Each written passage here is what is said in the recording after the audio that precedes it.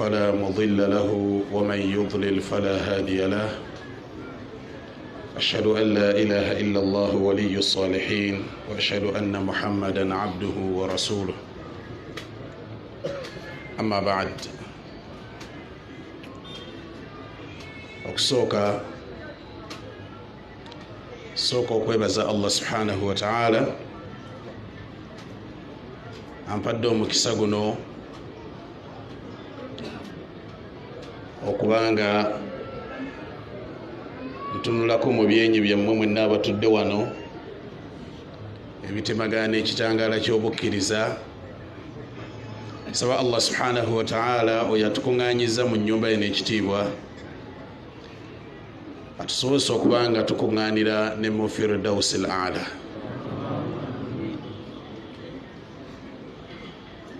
Oluvannyuma lw'okwebaza Allah subhanahu wa ta'ala akadde jakukozesa katono insha Allahu ta'ala, naye ng'omusomo gwe tugenda okwogerako gujja kubanga gugamba nti utruk atharan qabla arrahil. Kitegeeza ki ekigambo ekyo? Kitegeeza nti omusiraamu yenna atudde wano olwaleero, omusomo guno gukutegeeza nti wandibadde olekawo al athar qabla arrahil, wandibadde olekawo buufu nga tonnakyaloka. Kyetegeeza mu kyo emirimu gye tukola mu busiraamu, ibadaati ze tukola mu busiraamu, tuyinza ziteekulamu emiteeko ebiri. Waliwo al ibada gyokola nga mutaaddiya, ibada nga bw'oba ogikoze emigaso gyayo gigendako ne ku balala. Nebaayo ibada nga bw'oba ogikoze emigaso gyayo gikoma ku ggwe ng'omuntu. Kati ku ibada ezo ebbiri, ibada ng'emigaso gyayo gigendako ne mu bantu abalala, ne ibada ng'emigaso gyayo gisigala ku ggwe ng'omuntu, ibada ki omuntu gyandibadde assaako nnyo ebirowoozo. Okusooka kwa byonna nti Allah subhanahu wa ta'ala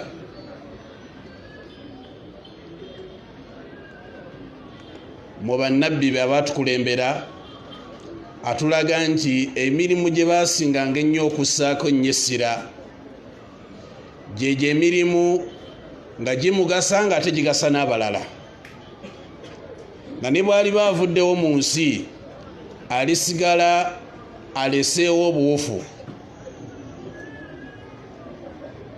Mu mirimu gyonna gye tuteekeddwa okukola baganda bange abasiraamu, sala nnyo amagezi olabe nga tova mu dduniya muno nga toleseewo buwufu. Nabbi waffe Muhammadi sallallahu alaihi wasallam ayina hadithi mwatunyonyolera ebigambo bino, njaga tubiwulirize bulungi. Bamubuuza ekibuuzo, bamugamba nti ya Rasulallah, muntu kyasinga okwagalwa eri Allah? Man ahabbu nnaasi ila Allah? Yabaddamu n'abagamba sallallahu alaihi wasallam, anfa'uhum linnaas. Omuntu asinga okuba n'emigaso eri abantu ye muntu asinga okwagalwa eri Allah subhanahu wa ta'ala. Anfa'uhum linnaas, ng'olina ebintu byokola ng'ebintu ebyo oba obikoze biyamba n'abalala. Mu bintu ebikolebwa byoyinza okukola, Nabbi sallallahu alaihi wasallam bimu yabitubuulira, bye tujja okunnyonnyolako mu bufunze insha Allah. gye bujjakaawo katono. Hadithi yemu agamba sallallahu alaihi wasallam nti wa ahabbu al-a'mali ila Allah, n'emirimu egisinga okwagalwa eri Allah, kugimu kujjo egisinga okwagalwa eri Allah subhanahu wa ta'ala, sururun tudkhiluhu ala akhika al-muslim, lyessanyu lyoyingiza mu mutima gwa muganda wo omusiraamu, gwe mulimu ogusinga okwagalwa eri Allah subhanahu wa ta'ala. Muganda omusiraamu omuyingizaamu otya essanyu? Imma omukolera omulimu omulungi, hatta bitisaama okumwenya kwokka, naye emirimu egisinga gyegimu ku mirimu Nabbi Muhammad sallallahu alaihi wasallam gyatukubiriza okubanga tugikola, yadde gulabikanga omutono. Sururun tudkhiluhu ala akhika al-muslim, essanyu lyoyingiza mu muganda omusiraamu, gwe mulimu Allah subhanahu wa ta'ala gwasinga okukola ki? Okwagala. Lwaki? Emigaso tegikoma kuggwe goweka, wabula ne bw'oba osanze muganda omusiraamu nga bw'atunyonnyola sallallahu alaihi wasallam ngeri ki gy'olina okusanyusaamu muganda omusiraamu, yagamba alaihi salatu wassalam, au takshifa anhu kurba, oyinza okusanga muganda wo ng'ali mu kizibu, ali mu mutawaana, n'omutaasa n'omujja mu kizibu ekyo, oba omuyingiza essanyu mu mutima gwe.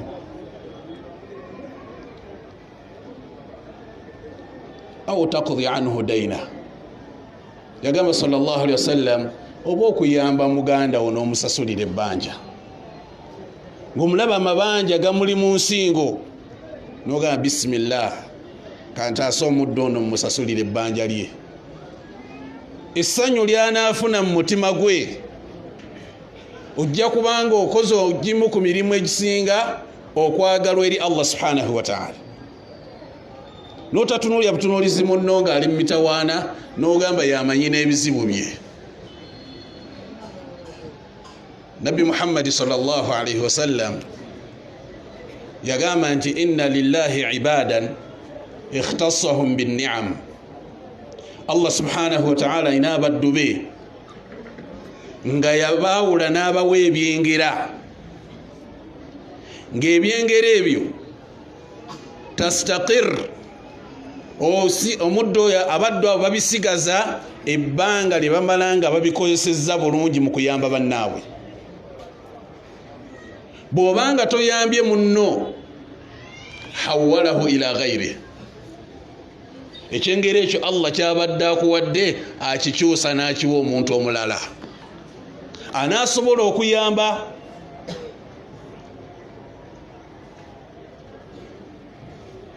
Nabwe kityo Nabbi Muhammad sallallahu alaihi wasallam atugamba nti awo dainan awo taqdi anhu daina, oba okuyamba munno n'omusasulira ebbanja, gye gimu ku mirimu Nabbi Muhammad sallallahu alaihi wasallam gyatukubiriza, n'agamba nti awo tatruda anhu ju'a, oba muganda omumugobako enjala, ayinza okubanga alumwa enjala, n'omutaasa n'omuyamba n'omujja mu njala ebadde emuluma.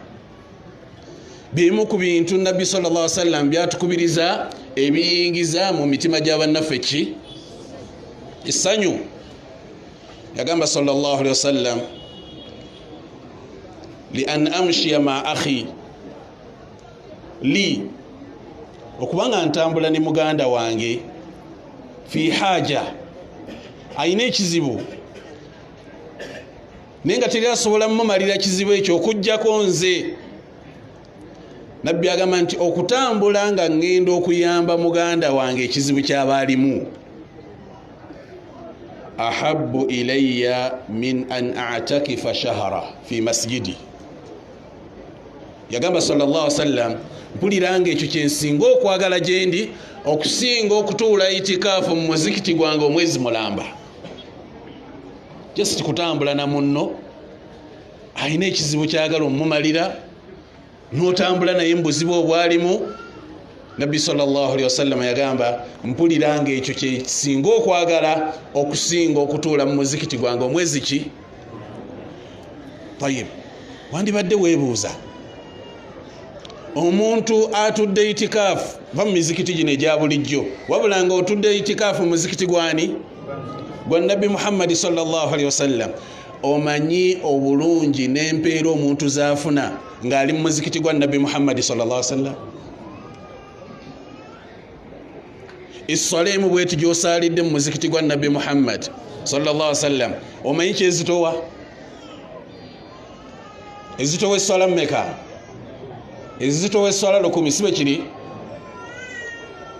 Wali weebuuzizzaako ekibuuzo ekigamba ti wano ewaffe wano we tuli e Uganda omwaka omanyi essala z'osaala? Muzimanyi? Omwaka omulamba osaala essala mmeka? Ziba mu ssala 108. 10 naye Nabbi sallallahu alaihi wasallam agambye nti muzikiti gwe gulimu essala 10, sibe kiri?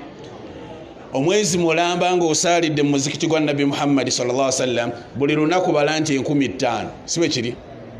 5000 ate nga neza sunna kwotadde nazo zitowa 10. Omwezi mulamba nga osaalira mu muzikiti gwa Nabbi Muhammad sallallahu alaihi wasallam ani asobola okugoba mu mpeera? Naye agamba sallallahu alaihi wasallam okutambula obutambuzi okugenda okumalira omusiraamu obwetaavu bwe nga ntambudde ne muganda nga omusiraamu ahabbu ilayya, pulya nga kyensinga okwagala okusinga okutuula itikaafu omwezi ki? Omwezi mulamba mu muzikiti gwa Nabbi Muhammad sallallahu alaihi wasallam. Ekyo nno kiraga obulungi obuli mu kuyamba bannaffe. Bw'otagamba nti anze ndi mu ibaada zange nsaala swala nga munnaali awo ali mu tabbu ali mu mitawaana n'ogamba nti esswala esinga okuyamba ki? Okuyamba omuntu ali mu buzibu. Surur, essanyu ly'oyingizza mu muganda wo gye gimu ku mirimu egisinga okwagalwa eri Allah subhanahu wa ta'ala. Agenda mu maaso mu hadithi n'agamba nti waman kaffa ghadaba, omuntu yenna bw'ofuna omuntu yenna akunyiizizza n'osobola okuba nti ofuga obusungu bwo, satara Allahu awrata, Allah abikkirira obumogo bwo. Omuntu yenna asobola okufuga obusungu, Allah subhanahu wa ta'ala abikkirira ki? Abikkirira obumogo bwo. Ffenna abali wano Allah yasinga otumanya, era bw'agamba kujjayo byama byaffe n'abiraga abantu ffenna buli omu yandibadde adduka munne, naye Allah subhanahu wa ta'ala sittir akola ki? Atubikkirira nnyo. Naye naawe bw'obanga osobodde okufuga obusungu bwo, Nabbi Muhammad sallallahu alaihi wasallam yagamba satara Allahu awrata waman kadhama ghayda walau shaa an yumdiyahu amdah mala Allahu qalbahu amnan yawma alqiyama. Yagamba sallallahu alaihi wasallam ate omuntu bw'abanga asobodde okuzzaayo obusungu bwera nga obusungu obwabadde nabwo nga singa abadde wakwesasuza abadde akisobola, naye n'asalawo n'agana nedda kammuleke lillah. Nabbi sallallahu alaihi wasallam atugamba nti mala Allahu qalbahu, Allah agenda kujjuza mu mutima gwe yawma alqiyama amnan, emirembe, obutebenkevu, abantu gye bajja okuddukira mu mitawaana nga bali mu kutya kwereere kweraliikirira, gwe Allah agenda kussa mu mutima gwo amnan. Yagamba sallallahu alaihi wasallam waman masha ma akhihi fi hajatin, omuntu yenna atambudde ne muganda we mu kubanga amumalira ekizibu kye, hatta athbataha lahu, okutuusa lw'omaliriza ensonga ze, athbata Allahu qadamahu ala as-sirat yawma tazillu al-aqdam. Agamba sallallahu alaihi wasallam ti omuntu yenna atambula ne muganda wo kubanga amumalira obwetaavu bwe, Allah agenda kubanga akunyweza ku sirat olunaku abantu le bagenda okuseerera ku sirat. Eno yonna hadithi ya Nabi Muhammad sallallahu alaihi wasallam etulaga ki? Etulaga ti omuntu buli lwokola omulimu nga guliko guyamba n'abalala gulimu empeera nnyingi nnyo okusinga ku ki?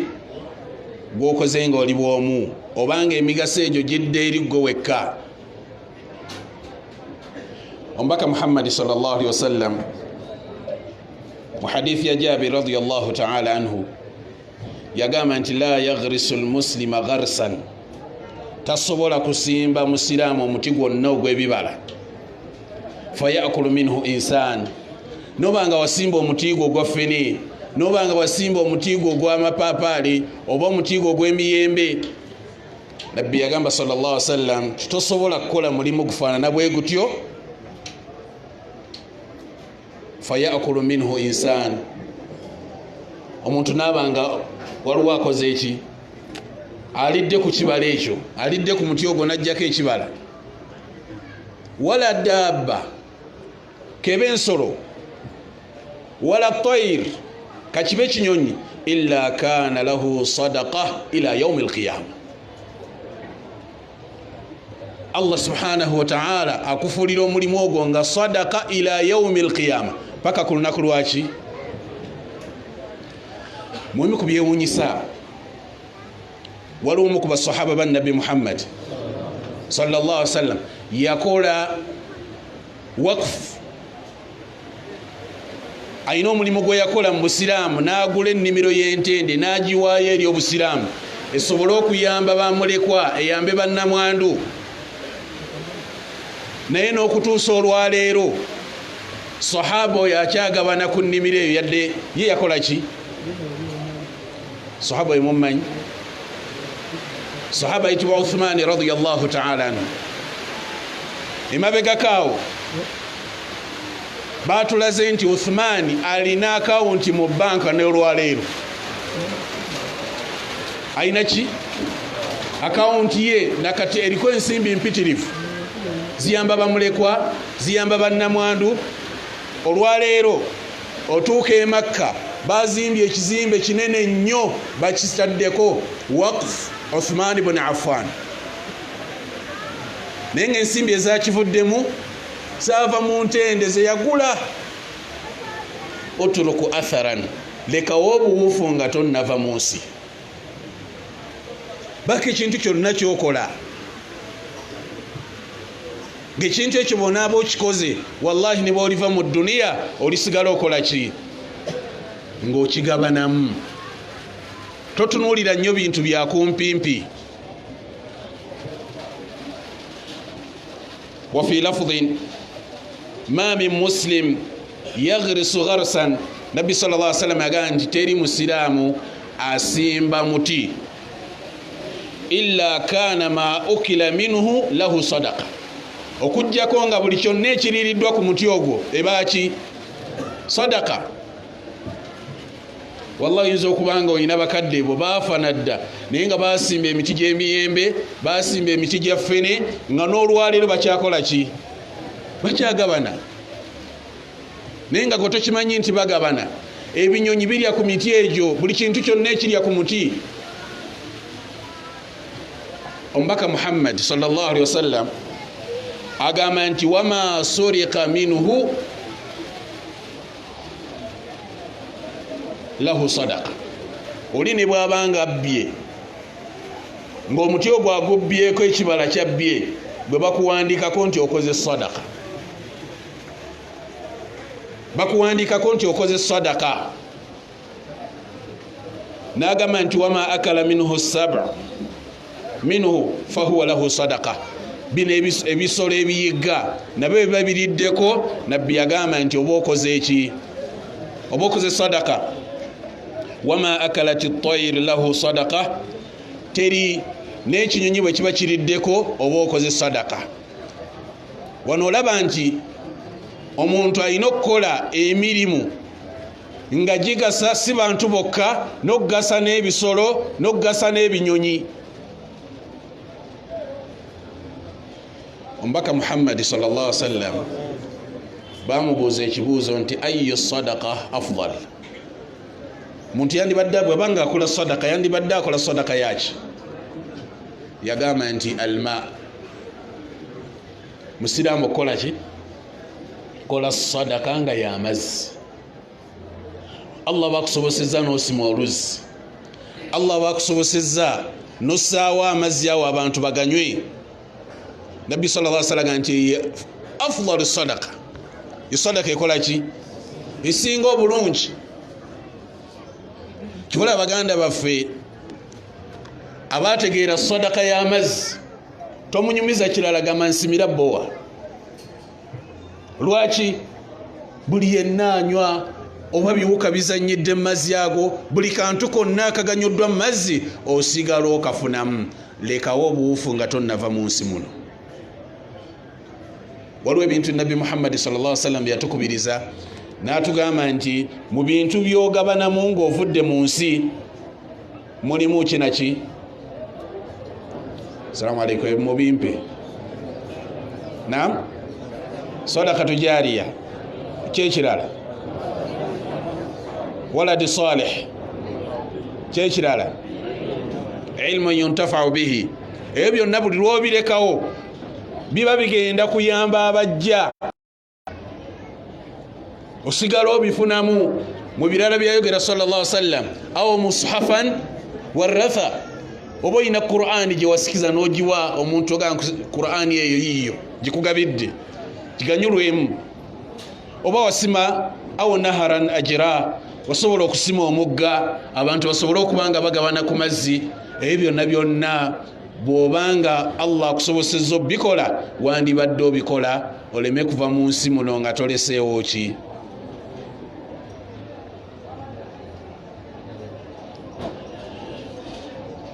Kyobulaba nti ne bannabbi ba Allah subhanahu wa ta'ala baali bajjumbize ennyo ku mirimu egigasa abantu.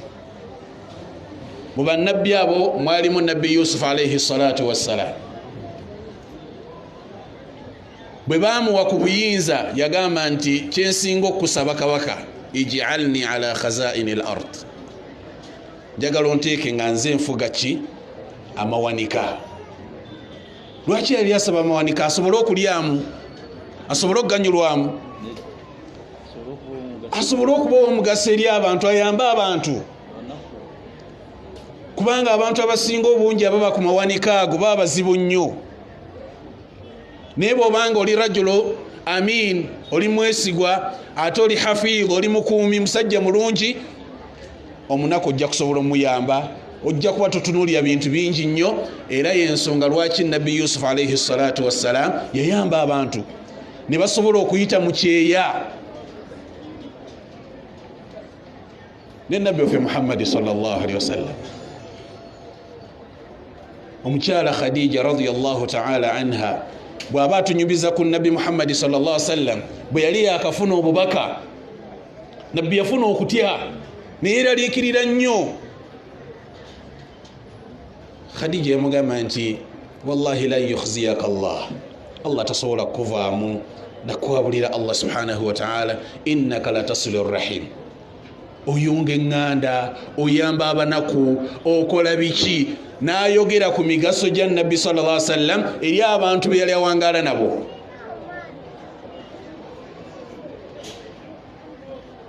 So yekka n'Abu Bakar radiyallahu ta'ala anhu.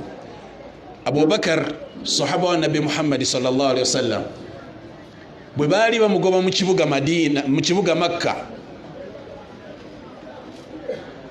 omu ku basajja abashiriku yeesowolayo n'agamba nti mithluka la yutrad, akufaanana gwe tagobwa. Innaka la taksibu al-ma'dum, oyamba omuntu atalina, gwe tukumanyiwa na Abubakari gwosinga otuyamba. Omuntu ali mbizibu gwosinga bayamba. Abantu abakufaanana tebalina gobwa. Oyani sahaba wa Nabi Muhammad sallallahu alaihi wasallam Abubakar.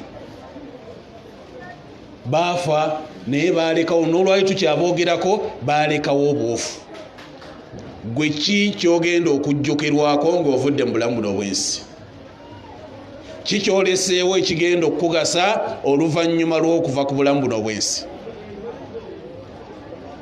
Umar radiyallahu ta'ala anhu naye yali amanyikiddwa kana yataahadu al-aramil, ng'omulimu gwe kutambula kunoonya baki bannamwandu bamulekwa baani abantu afaana bwe bati abeetaagisa obuyambi. Kyetugamba baganda bange basiraamu nga tonnatuusibwako kufa lekawo ki? Waliwo Ali ibn al-Hasan, Ali ibn al-Husayn, bamwita Ali ibn al-Husayn, yali akazibwako Zainul Abidin. Omusajja ono yali alina omulimu gwakola nga teri agumanyi okuggyako nga guli wakati we ne Allah subhanahu wa ta'ala, nga buli kiro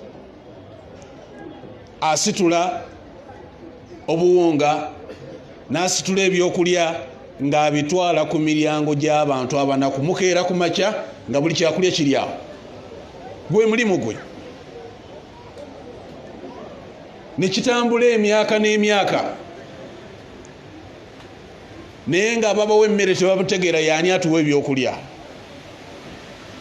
okutuusa lwe yafa. Bw'amala okufa bagenda okulaba nga ebyokulya tebikyalabika, ne bakitegeera nti omusajja ono yabadde atuwa ebyokukola ki.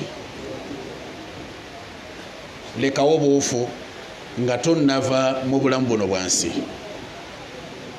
Naam, saala layiri nnungi nnyo alhamdulillah, siiba salatu layiri omigaso gyayo ebiseera ebisinga egasaani. Sawm bw'oba osiibye mugaso gwayo gwe gasaani. Ekisibo kirungi. Itikaafu oba otudde itikaafu egasaani. Emirimu gisigala ku ggwe ng'omuntu. Mirungi nnyo gikola, naye noonyayo emirimu egiyamba neki ng'emigaso gisokkako ku ggwe ne gyeyongerayo awalala.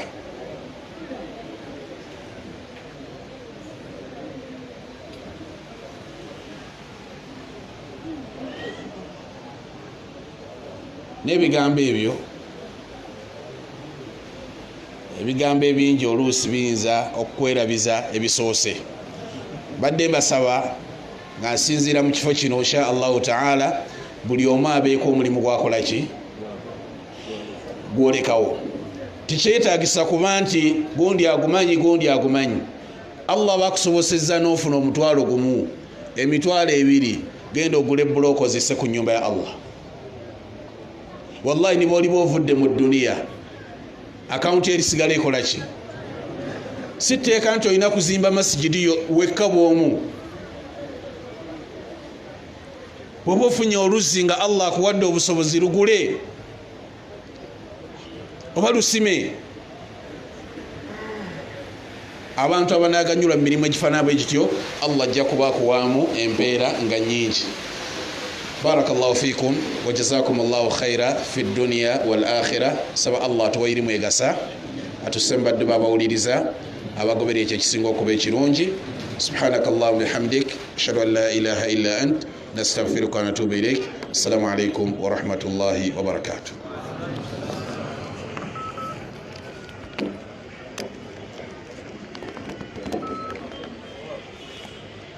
Wa alaikum salam wa rahmatullah. Tumweyanza mukadde waffe. Bizindalo byawa.